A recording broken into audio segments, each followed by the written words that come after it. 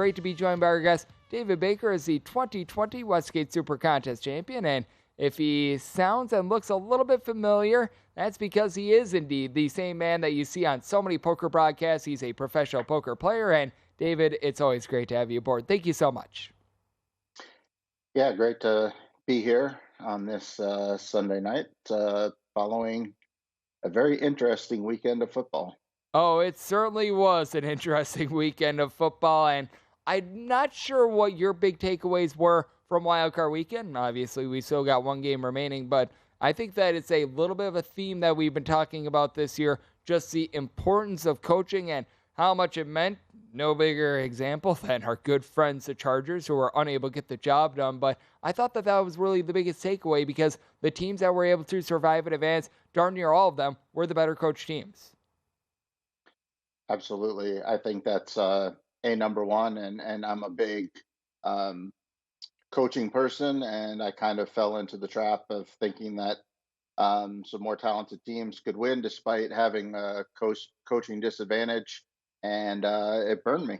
I mean, I'm just plain and simple. The Chargers and the Vikings got completely outcoached, and I think both of those teams are significantly more talented than their counterparts that they lost to, and I think it was a very, very bad weekend for Sean McVay and his disciples. I mean, I thought Staley and O'Connell got completely worked by their counterparts, and Zach Taylor wasn't exactly that great tonight either. But yeah, the coaching was definitely on full display. And props to Daboll and Peterson and Shanahan. They all coached really well, and that's why their teams won. And I think that you point out something very, very important towards back half that was Zach Taylor. The Cincinnati Bengals, they get the job done, but it wasn't too convincing, as typically when it comes to wildcard weekend, it's very rare that the team that loses is able to cover the spread. Typically, it's the favorite winning, covering by a country mile, or it's the underdog being able to just win the game outright. That was not the case this year, as you saw the Dolphins be able to get a cover. We'll be talking about them in a second, but that said, with the Ravens versus the Bengals game, the Bengals get the win but no cover. What were your real takeaways here, and any concerns for the Bengals moving forward, because they've been doing such an amazing job ever since they dropped those first two games of the season, and this was probably the least impressed I've been with the Bengals in quite a while in a performance. Yeah, so the Ravens kind of finished off my weekend okay. I did have the Ravens, which is kind of surprising if you pay attention to things. I've been the Ravens homer here. Yeah, you've been the Ravens, and I've been on the Bengals all year. But this just felt like I'm really just not gonna dock the Bengals that much for this game because, look, this is. I mean, I know it's been beaten to death at divisional opponents, but not only is it a divisional opponent, but it's a divisional opponent where the head coach that's been there for a while. A majority of the team has been there for a while. Like this is a Ravens team that has been facing basically this Bengals team for several years now, and so I really did expect a close defensive game, and just the injuries on the offensive line for the Bengals, I thought might cause a little bit of problems. Not to mention the fact that the Ravens have a really good run scheme and are pretty physical, so I thought that they could limit the number of drives, which is exactly what happened. There weren't a whole lot of possessions in this football game, unlike the Dolphins-Bills game, which seemed to go on forever. This game kind of moved along quickly, so it's a lot harder to cover multiple scores. Definitely the Bengals got lucky. That was obviously the biggest game changer you can have from being on the 1 yard line to going the other way. I mean, it wasn't even fourth down. So they're going to score there probably 90+% of the time, and instead flipped it completely. But I still have confidence in this Bengals team. This is one team that won this weekend that I'm not really going to punish them too hard just because of the familiarity of the opponent. I think that this is going to be a pretty fascinating game this weekend against the Bills, which I'm sure we'll get into in our third segment. But yeah, I'm not going to dock them. Hell of an effort by the Ravens, though. They went out there and they fought hard versus a team that had them completely outclassed talent wise. And, obviously, quarterbacking is the most important position. And there was not a bigger quarterback discrepancy this weekend than we saw, with Huntley versus Burrow. So, I would argue that having out there our good friend Mr. Skylar Thompson might have been a little bit oh, for yeah, the Miami Dolphins because, I forgot about that game. You are correct. That was a much bigger quarterbacking, although he actually played pretty good. So yep, for him, yeah, it was one where the stat sheet doesn't indicate how Skylar Thompson performed because 18 of 45 with multiple interceptions sounds objectively terrible, but he was not helped out by Tyreek Hill very early on, and the skill position players did not come to play for the Miami Dolphins towards the beginning part of that game. And if it wasn't for that just absolutely horrendous start to the game, maybe we're talking about the Miami Dolphins right now. The Bills, they get it done by a count of 34-31. And I pose the question, should we be downgrading the Bengals or not? Should we be downgrading the Buffalo Bills after this performance? Because it was, if you had the first half, thoughts and prayers to you there. That's one of the worst beats that you're going to find in this playoffs, that's for sure, and maybe even this entire month. But this was a spot where I thought it was a little bit tricky for the Bills, and I don't think that we should be just completely pressing the panic button, having this data point be outweighed by 10 times more than any others, but it was a little bit concerning what we saw, in my opinion. yeah. Jalen Waddle was atrocious for the Dolphins. He had multiple balls hit his hands that were game changers. Um, as far as the Bills versus the Bengals, and who am I worried about and who am I not? I'm less worried about the Bengals just because it, they still did a lot of the things that they do well. They got the ball to Chase. They got the ball to Hurst. The defense kept the ball in front of them. But the Bills just keep getting plagued by stupid turnovers. They can't seem to stop the pass, and that's going to present problems with Chase and Higgins and Boyd and Hurst. Mixon and P. Ryan can catch the ball out of the backfield. So I'm a little more concerned from the Bills because if Hill and Waddle play the games that they've been playing all year, then Thompson's numbers look a heck of a lot better. So I want to dock the Bills there. And also just Allen continues. I keep thinking it's variance and that this is not going to happen in the playoffs, but he continues to just make bonehead turnovers. And he's amazing. I love him. He's if not the best, he's definitely a top 4 quarterback in the league. Some would say number 2, but he continues to just throw interceptions, not take care of the ball, and just make inexplicable turnovers. Also, the supporting cast for Diggs is really just not that good. Davis made a nice catch, and Knox made a couple nice catches, but at the end of the day, these guys really just aren't helping him out that much. It's really all Diggs and Allen running.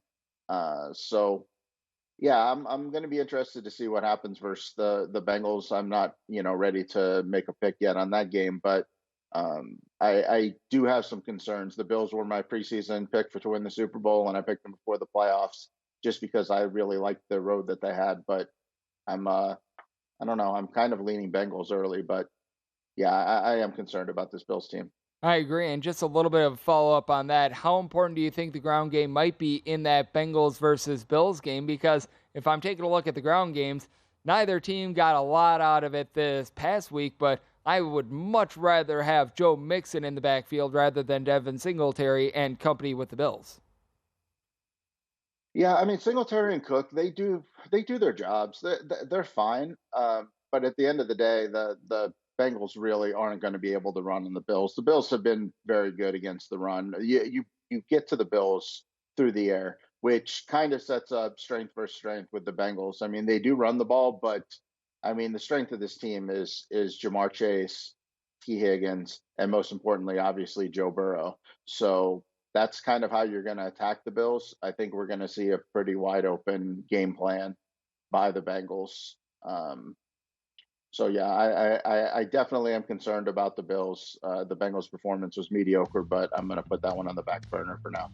Yep, it was a pair of performances that were a little bit less than savory, but I agree with you. I was a little bit more concerned when it was all said and done about the Buffalo Bills. And, well, I think we should be having some concern for a certain coach out in LA that he's going to be employed when it comes to next week. And we're going to be talking about that with David Baker, 2020 Westgate Super Contest champion, next. Being rejoined by David Baker, the 2020 Westgate Super Contest champion, and a man that you probably recognize from all the great work that he's done on the poker scene as well. And David, we've got to talk about what we saw Saturday night. Chargers get up 27-0. It looks like it is signed, sealed, delivered. 4 interceptions from our good friend Trevor Lawrence. You have the monumental comeback. What was your biggest takeaway here, both in terms of the Jaguars and the Chargers? Because with the Chargers, I have no idea how Brandon Staley is currently employed as we sit down, and I don't know if he is going to be 24 hours from now. Meanwhile, with the Jacksonville Jaguars, the ultimate highs of highs, a team that they had to win so many games just to get into this spot, 5 in a row to end the regular season. For them to pull this off, just a Herculean feat. Yeah, I mean, my biggest takeaway is Brandon Staley, and Joe Lombardi. I mean, those two coaches lost the game. Obviously, the players did too. I mean, there was a lot of inexplicable things that happened. But I mean, for me, the game just changed.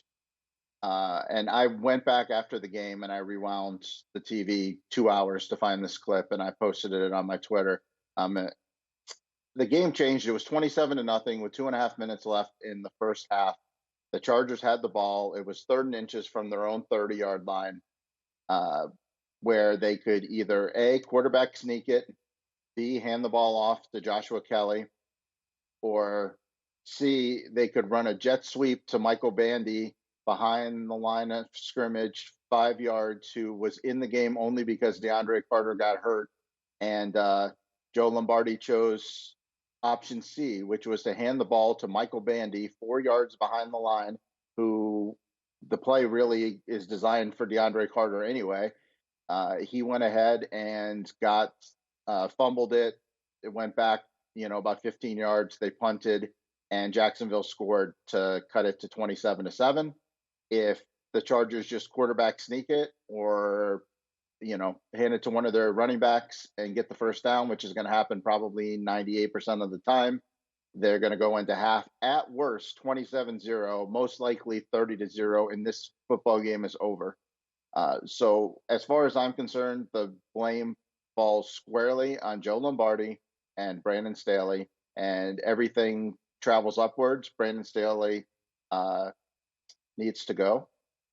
He has needed to go for quite a while, and this team has continued to underperform based on its talents.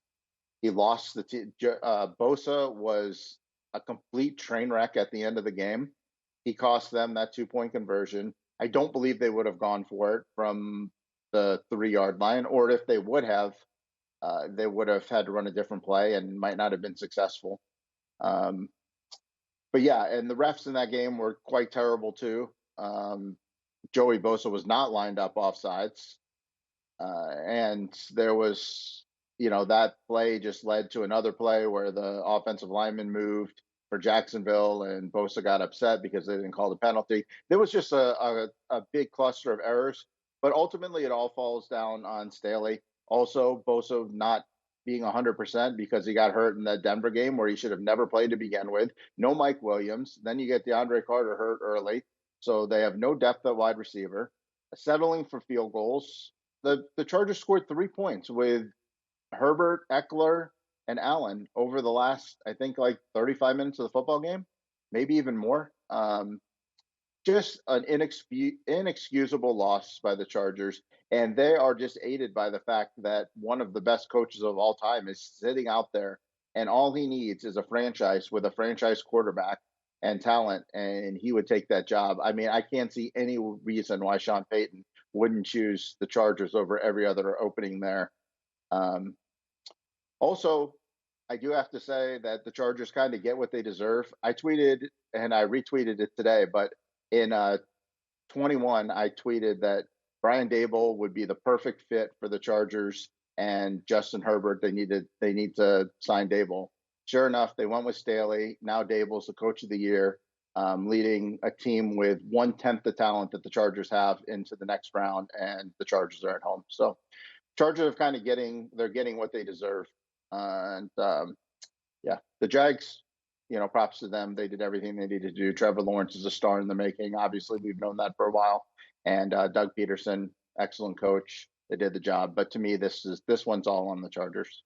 Oh, yeah, and the Chargers should have also had one more weapon out there, Mike Williams, but he was not available for this game because of these screw-ups that had happened the previous week as well. I mean, you're just able to go down the list of inexcusable things that happened the last few weeks with the LA Chargers, and it's almost comedic at this point. It's just so sad. And you mentioned Brian Dable. That's a good launching point for this one. The Giants, they get it done against the Minnesota Vikings. 31-24. First time all year the Vikings lose a one-score game. For the New York Giants, by the way, Daniel Jones, who is right now out there with his top wide receivers being Isaiah Hodgins and Darius Slayton. A really good performance. He threw for 300 yards, 24 of 35. What were your overall takeaways here? Because, I mean, we could take a look at this Minnesota Vikings team, but they got a really good game out of Kirk Cousins as well. I was very impressed by the way that he played. Both of these quarterbacks were relatively efficient, and both of these teams looked rock solid in this game. It was just the Giants being the more disciplined and the better coached team and put in better positions, and they got the job done. Yeah, I mean, obviously we can attack this game from both sides. Let's start with the Giants and give them their credit. Brian Dable, amazing coach, and Daniel Jones played amazing. I mean, there's just no way around it. Dable said in the press conference he played good. Good is the biggest understatement. I really thought that Daniel Jones was going to have his launching point last year. I really have seen a lot of talent in him, so I'm not really surprised that he was able to put together a good game. But this game was over the top good. I mean, he was excellent. He made no mistakes, and to get it done with those weapons, just complete props to him and the Giants. As being the biggest Vikings defender through the year, I'm glad I no longer have to defend this team because just I mean, Cousins was really good. I'm not gonna throw shade on Cousins. Obviously, he made a bonehead decision at the end of the game on that last play. But the one thing on the offense that they could have done is you've just got to force feed Justin Jefferson. I mean, look, they're always going to try to take away the number one. And the last three games, which two of them were losses, Justin Jefferson got a total of 100 yards the last three games. I mean, granted, he only played a half probably of that Bears game, so 2.5 games. But it's not like the Giants have, the best cover corners in the league. So they really needed to force feed him just to keep him involved. I mean, when you see what the Bengals do with Chase, why didn't the Vikings do that more with Jefferson? But this loss firmly falls on the defense. The defense was absolutely vanilla for the 18th week in a row. I mean, this defense has been terrible, and it's really surprising because they have some really good players out there, but to not be able to scheme up something to stop Daniel Jones, Isaiah Hodgins, Darius Slayton, Daniel Bellinger, Matt Breida. I mean, Saquon Barkley carried the ball 9 times, and he's great. But Saquon carried it 9 times, and they had, over 400 yards of offense, didn't create any turnovers. It's just unexcusable. And I'll be shocked if the defensive coordinator is still there tomorrow. Also, I thought O'Connell got a little out-coached there. I was very surprised at the end of the game, at the end of the first half. First of all, he called a timeout with 50 seconds left when they didn't have to. They could just wear down the clock.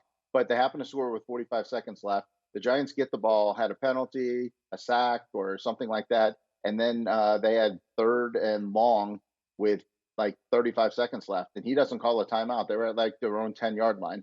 And they should have had that opportunity to get the ball back and maybe get a field goal at the end of the first half. But he just didn't trust his defense. And it was pretty apparent the whole game that he didn't trust his defense. And the defense was bad. I mean, really was no reason to trust them. So not really surprised. Yep, and I know that you mentioned one disappointment. This was one that I thought was hilarious from the telecast as well. Kenny Golladay, a bit of a disappointment. So he's coming over in free agency, and yet the Giants did not need him. And coming up next right here on the Greg Peterson Experience, we take a look at the divisional round matchups with David Baker and if he's got anything on Monday Night Football. Great to be rejoined by David Baker, the 2020 Westgate SuperContest champion. And David, every hour on this show, we always do a VSiN pro tip. I think that you're going to agree with this one. I think the pro tip for this hour should be handicap coaching, especially this time of year.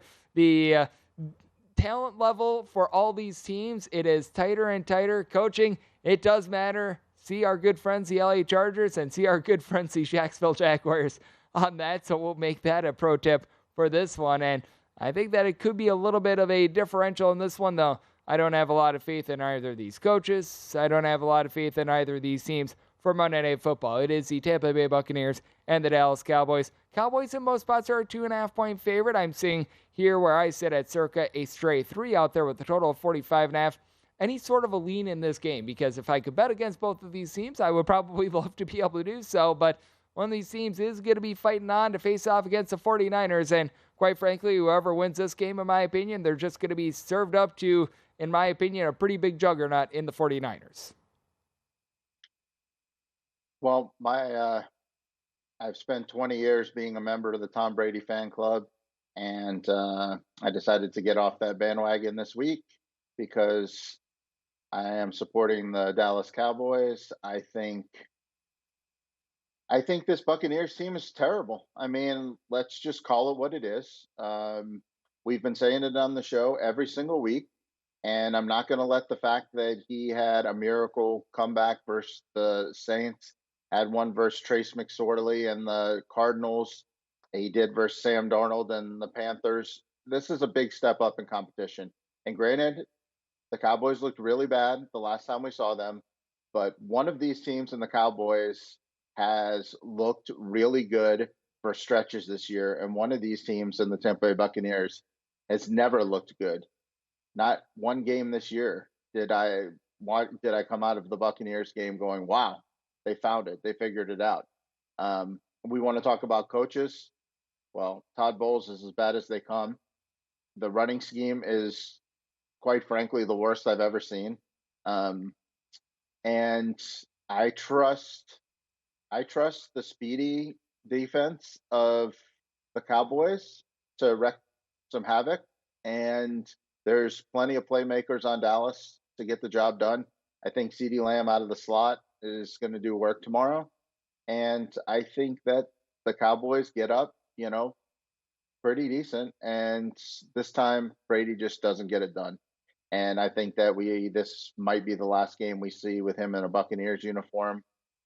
And I think the Cowboys, I know that we just think that the Cowboys are just going to go get fed to the dogs in San Francisco, but this Cowboys team was a team we were talking about that had Super Bowl potential, not more than a month ago. So there's a chance that they can find it. I'm not ready to say it. I mean, I need to see it before they go up against San Francisco, who is playing as good as anybody in the league, probably better than anybody in the league, to be honest. So I like the Cowboys. I like them quite a bit. And if Brady burns me, well, he got me once. He probably got everybody else a lot more than that. I've been on more good sides of Brady wins than bad. So I'm going to go ahead and exit stage left on Brady and ride right up with the Cowboys. And I do think that this is something to take a look at with this game as well. If it's going to be a blowout, I think the blowout is going to be done by the Cowboys. If it's a one-score game, I think it's more likely to go to the Buccaneers' way just because in these big-time spots, that's where Tom Brady has been able to shine. And it's really the only time this year that the Tampa Bay Buccaneers have looked good. Would you maybe recommend a little bit of in-game betting if this is a one-score game? Because I could see that being a good angle to take a look at in this game, because I could see the Buccaneers being able to win thanks to a 2-minute drive by Tom Brady, which is how the Buccaneers have won darn near all of these games. Meanwhile, if the Dallas Cowboys get up multiple scores early on, it's going to be curtains. Well, I don't recommend putting $1.4 million on the Cowboys No. if they're up 20 to win 11,000. So yeah, I don't know. I mean, I think there's always hope for Brady to make the comeback. So I don't know if I'd just pile on the live betting or not. I just trust more pieces of this Dallas team. I trust Brady a heck of a lot more than I trust Dak, but I just think the rest of everything else is just too big a hurdle for them to overcome. Um, I don't really mess too much with live game, even though I probably should, because during that Jacksonville game, I mean, I felt the tide had turned, and I should have been there to probably hedge some of my Chargers money that went poof. But yeah, I think the Cowboys get it done here. I kind of like the under too, just because I kind of feel like both these teams are going to try to just move the ball steadily and slowly and not have chunk plays. So I kind of think that we're looking at less drives than we get in a lot of these games. So I would kind of lean under, but I really like the Cowboys. I like them quite a bit, honestly.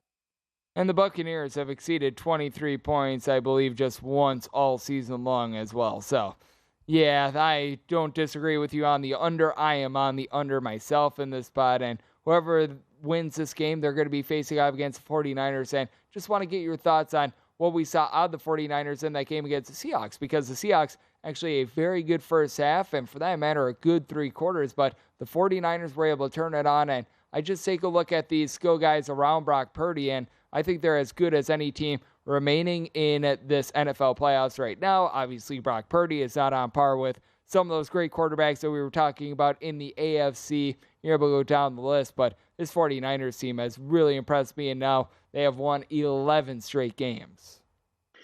Yeah, I'm really interested to see what happens in round two, because either way, they're going to get a decent defense, which might be probably going to be the toughest test that Purdy's had. He's been extremely impressive. But I mean, I'm pretty sure they manhandled the Bucks in one of Purdy's early games. 35-7. Yeah, so I don't think the Bucks can get it done. I really hope that they go up against Dallas so we can really see what this guy has before I have to make a decision on who's going to win that NFC Championship game between the Eagles and the Niners. I don't want to just completely dismiss the Giants because they're playing well, but this Eagles team, I'm kind of leaning that way straight up. Not sure if I'm going to lay the touchdown or not, but I think this Eagles defense is a hell of a lot more physical than Minnesota. So what you saw out of today's Giants team was very impressive, but that's not what they're going to be facing next week.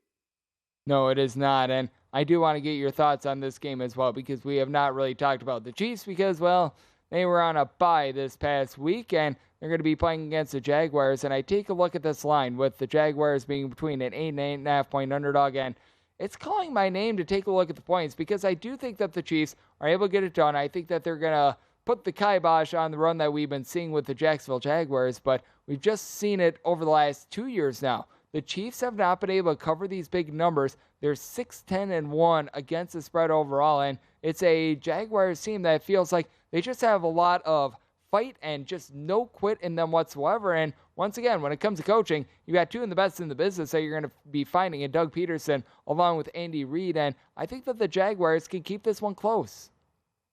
Yeah, I definitely agree with you. I think the Chiefs were probably the biggest beneficiary of that Chargers collapse, though. I think a big exhale went out that they didn't have to play the Chargers again. The Jags are good. They're a talented young team, and they're feisty, and they don't quit. And I like a lot what they have. I think they can keep it close if they can win. I don't know if they're ready to take that leap yet. I've been really looking for a spot to fade the Chiefs, and I was hoping it was going to be this week against the Chargers, but I'm not entirely sure that I can pick the outright upset with the Jags, but I probably will take them plus the point. I think they make this a game and at least challenge the King Mahomes. I agree with you. I do think that we're going to be seeing a rather competitive game.